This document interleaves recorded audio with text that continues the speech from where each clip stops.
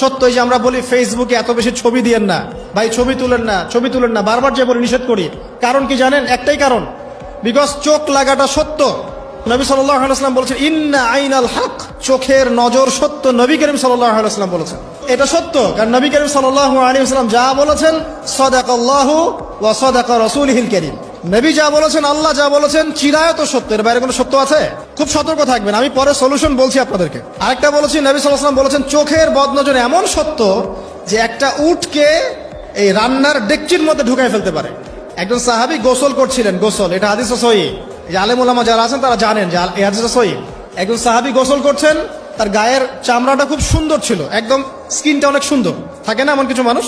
আচ্ছা, এখন আরেকজন সাহাবী এই গোসল দেখছেন দূর থেকে, দেখে বলছেন যে কি চমৎকার তার শরীরের রংটা, যেন কুমারী নারীর মতো, অনেকটা এমন একটা কথা তিনি বলেছিলেন। সাথে